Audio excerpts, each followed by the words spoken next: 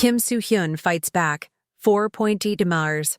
Lawsuit over fake, girlfriend scandal. Some truths unravel in ways that leave us grasping for clarity, each new detail clouding the path to understanding rather than illuminating it. Such is the case with The Haunting. Saga of former actress Kim Se-ron, whose life and death have been thrust back into the public eye through the relentless lens of investigative journalist Lee Jin-ho. His recent exposés have peeled back layers of a story that transcends a single individual's fate, sparking fierce debates across South Korea and casting long, jagged shadows over not just her untimely passing, but the choices, or lack thereof, made by those who once stood beside her. What began as a quest for answers has morphed into a labyrinthine tapestry of intrigue, where every revelation frays the edges of certainty, drawing us deeper into a narrative that challenges the very soul of a society caught in the tension between its lofty ideals and its stark realities. Lee Jin-ho's connection to Kim Se-ron was not fleeting. It was a thread that stretched across years, binding him to her story long after she retreated from the dazzling glare of stardom. For 3 years, he maintained steady contact with her management company, Gold Medal Company, chronicling her existence with a persistence that bordered on obsession. His articles painted a portrait of a woman unmoored, no longer the luminous star who once captivated audiences, but a faint, fragile echo of her former self. She had sought a quieter life, stepping away from the screen to find solace in simplicity. Yet Lee's words followed her like a relentless tide, eroding the fragile peace she tried to build. His tenacity bore bitter fruit in a way that few could have anticipated. Kim Se-ron had found a semblance of stability in a part-time job at a small cafe nestled in the winding alleys of Seoul, a humble role that offered her a lifeline amid the storm of her dwindling finances.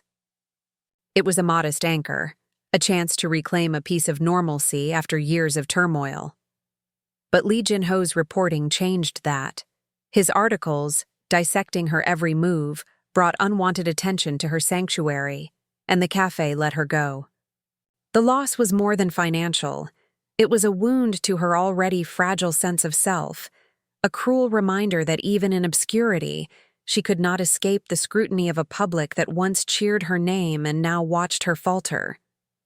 This moment raises a piercing moral quandary that lingers like smoke. Journalism thrives on the pursuit of truth. But where does that pursuit cross into harm?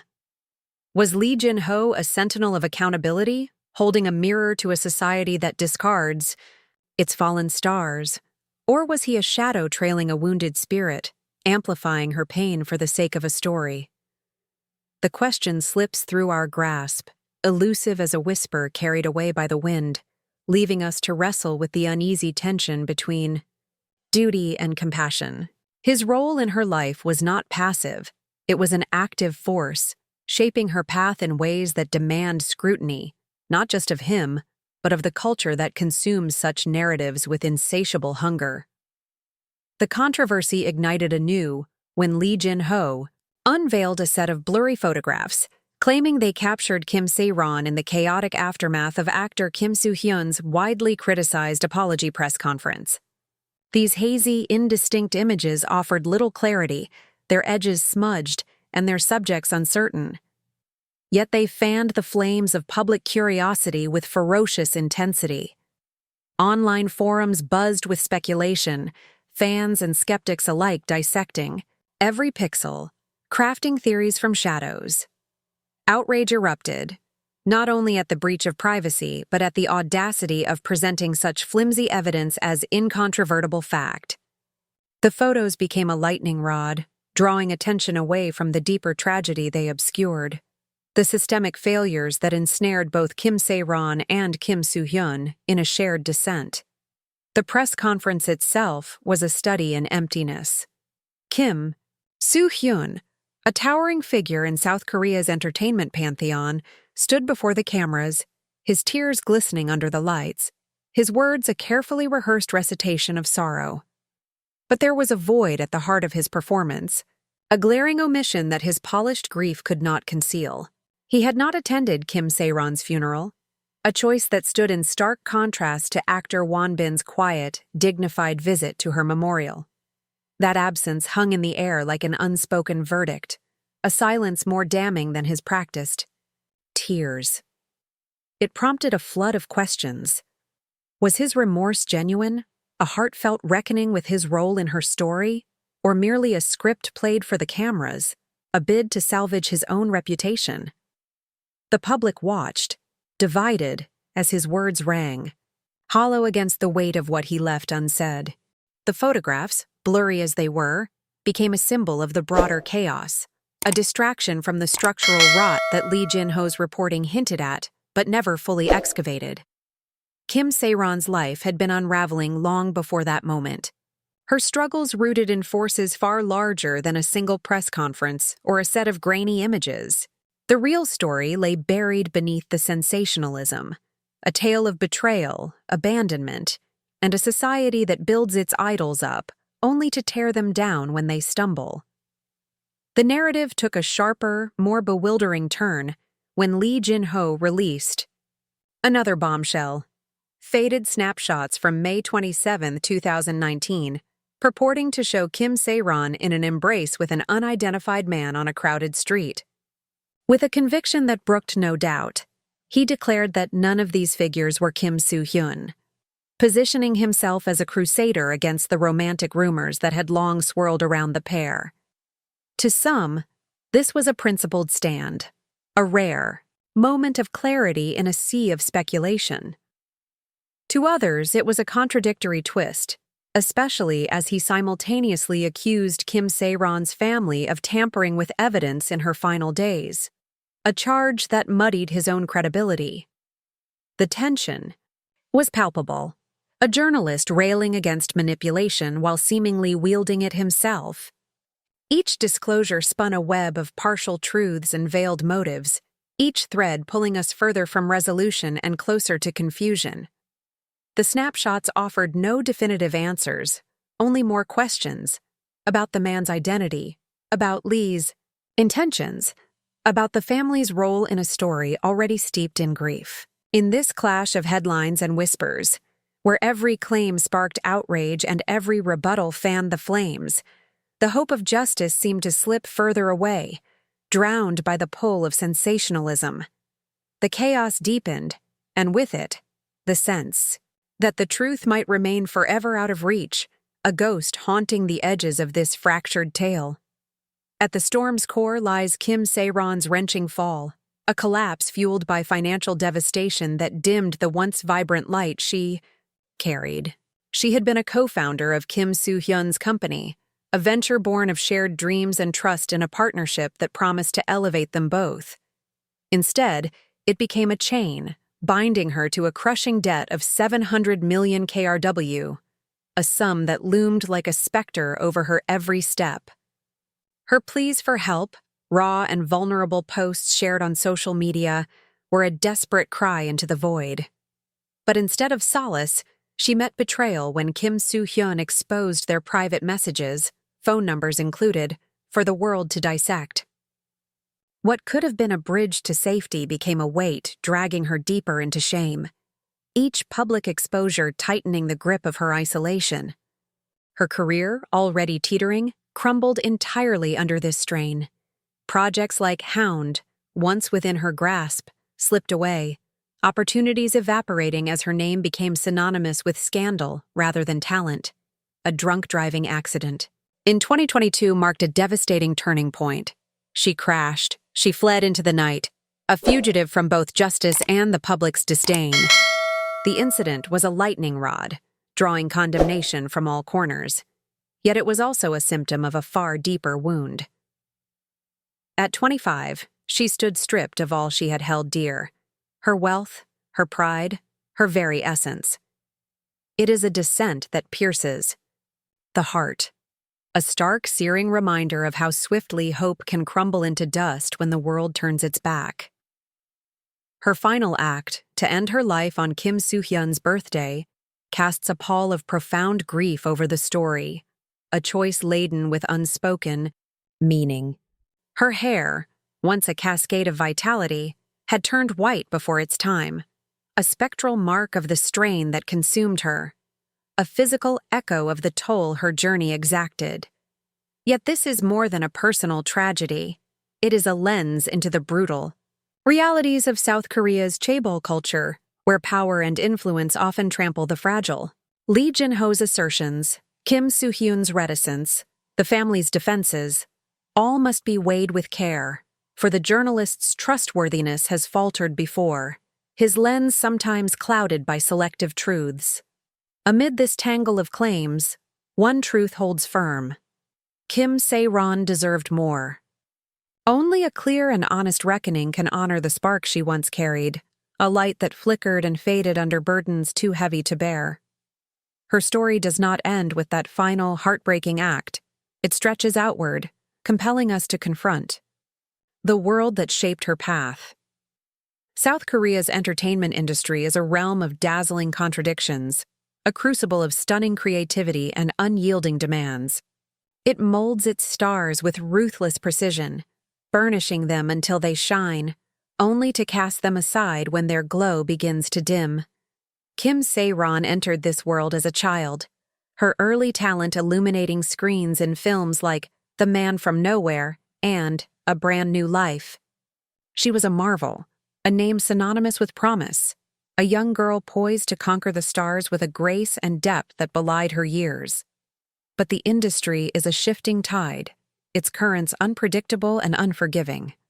As she transitioned from child prodigy to adult actress, the roles that once came effortlessly began to vanish.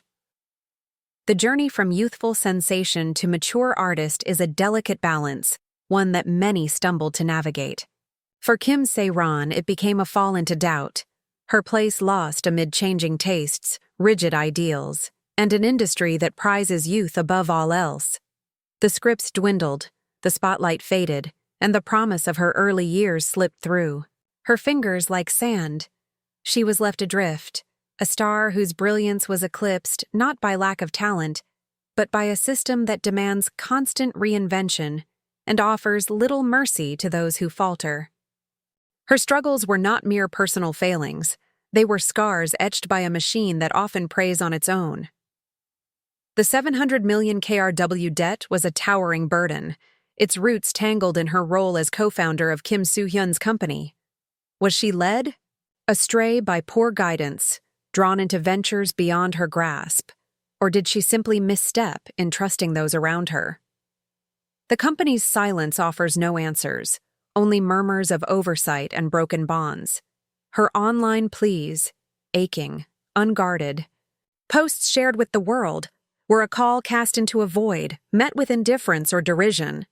Once a space to connect with fans, her social media presence became a stage for her unraveling, each word a plea that went unheard until Kim Soo-hyun's betrayal turned it into a public spectacle. The drunk driving incident of 2022 was a breaking point, a moment that sealed her ruin in the eyes of many. She crashed into a guardrail, fled the scene, and the headlines erupted, painting her as reckless, a fallen idol unworthy of redemption. But what drove her to that desperate night?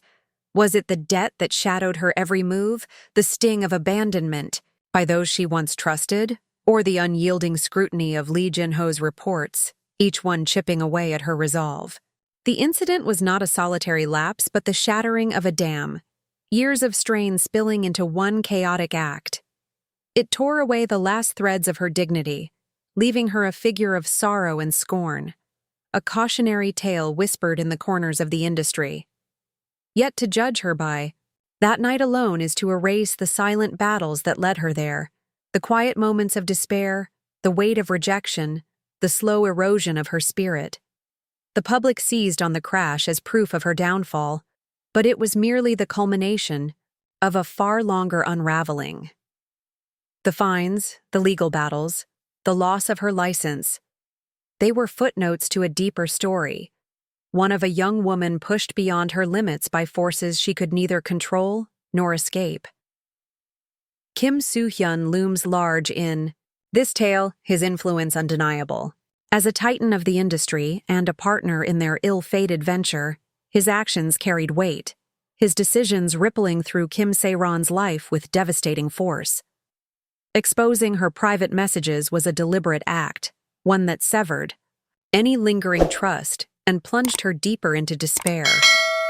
Was it a shield for his own reputation, a calculated move to distance himself from her tarnished name, or a colder strategy to protect his ascent? The answers remain locked behind his silence, a wall that grew higher with each passing day. His absence from her funeral, while Won-bin stood in quiet respect among the mourners, speaks volumes. It is a gap that challenges the unity the industry so often touts, a divide that widened as her light faded and his burned ever brighter. Won-bin's presence was a gesture of solidarity, a rare moment of grace in a story steeped in betrayal. Kim Soo-hyun's absence, by contrast, hints at a distance that began long before her death, a separation rooted in self-preservation or indifference. It leaves us to ponder the price of loyalty in a world governed by perception, where connections are forged in the spotlight but dissolve in the shadows. Lee Jin-ho, too, is a figure of complexity, both storyteller and instigator, his words a spark that both illuminates and consumes. His relentless pursuit kept Kim Se-ron's name alive, thrusting her story into the public consciousness when it might have faded into obscurity. But at what cost? The blurry photos, the veiled accusations, the defense of Kim Soo-hyun. They craft a narrative as gripping as it is unreliable. His detractors brand him a merchant of misery, profiting from her pain. His defenders hail him as a seeker of truth, unafraid to challenge the powerful. The reality likely lies in the gray space between, a blend of passion, ambition, and a hunger for relevance that sometimes outpaced his judgment. He stands at the heart of this upheaval, guiding its flow with every report, yet his own credibility wavers under scrutiny. Past inconsistencies in his work cast doubt on his claims, reminding us that even the boldest voices can falter. Was he a champion of justice or a catalyst for chaos? The answer shifts with each new revelation, a kaleidoscope of intent that resists easy definition. His role forces us to confront the power of the pen, not just to reveal, but to wound, to shape, to destroy. This tragedy mirrors the deeper currents of South Korea's Chaebol culture, a labyrinth of influence where the powerful thrive and the delicate crumble. The entertainment industry, a glittering strand in this tapestry, demands perfection, profit, and resilience, often at the expense of its brightest stars. Kim Se-ron was a casualty of this cycle, her youth and gifts no match for its relentless churn. Her whitened hair stands as a haunting symbol of its toll, a mark shared by countless others who strain and break under its weight. It is a culture that exalts and shatters, a delicate balance of pride and pain that shapes lives with both promise and peril. The Chaebol system, with its sprawling conglomerates and dynastic power, permeates every facet of South Korean life, and the entertainment world is no exception. Stars are not merely artists, they are assets, groomed and marketed with precision, their value measured in revenue and relevance. Kim Se-ron's debt, her partnership with Kim Soo-hyun, her eventual collapse, all bear the fingerprints of this structure, where personal ties are leveraged for gain and discarded when they falter. It is a machine that runs on ambition, leaving little room for error or empathy. The public, too, bears its share of the burden. The thirst for gossip, the rush to judge, the thrill of watching a star crumble. These are the currents that swept Kim Se-ron away. Social media, once her bridge to the world, became her undoing, transforming every misstep into a chorus of condemnation. Her calls for help were drowned by ridicule, her story twisted into fodder for fleeting amusement. In a society that fetishizes youth and triumph, her decline was a drama to be savored, her humanity lost in the clamor of transient trends. Fans who once adored her turned away, their loyalty as fleeting as the headlines that shaped their views. The drunk driving incident became a rallying cry for her critics, a justification for their scorn, while her earlier struggles, her debt, her isolation, her betrayal, faded into the background. The public's appetite for scandal fueled Lee Jin-ho's pursuit, amplifying his words and deepening her wounds. It is a cycle of consumption that thrives on spectacle, leaving little space for redemption or understanding. What does justice mean in this tangled tale? Is it holding Kim Soo-hyun accountable, piercing the silence he cloaked himself in? Is it challenging Lee Jin-ho's methods, demanding substance over sensation? Or is it a broader reckoning, a dismantling of the structures that prey on the Psy? Vulnerable, from the chaebol elite to the entertainment machine to the voyeuristic public? Kim Se-ron's death was not a sudden rupture, but a gradual fading, a life drained by neglect, betrayal, and unrelenting sorrow. To honor her, we must look beyond the surface, past the rumors and fleeting images, to the roots of her pain. Her story is a mirror to South Korea's soul, reflecting its beauty and its blemishes, its capacity to create and to devastate. She was a dreamer, a talent, a spirit who shone until the burdens crushed her light. The debates will fade, the photos will blur into memory, but the lessons must endure. Who bears the blame? The journalist who chased her story, the actor who turned away, the industry that consumed her, the society that watched her fall? Perhaps the fault is collective, a shared weight born of apathy, ambition, and greed. Her legacy is not her roles or her scandals. It is a clarion call to see, to care, to change. As we remember the girl with the whitened hair, let us vow to hear where we once ignored, to lift where we once let fall, to heal where we once wounded. Only then can her light, so cruelly extinguished, find peace in the shadows she left behind, a testament to a life that deserved more than the world was willing to give.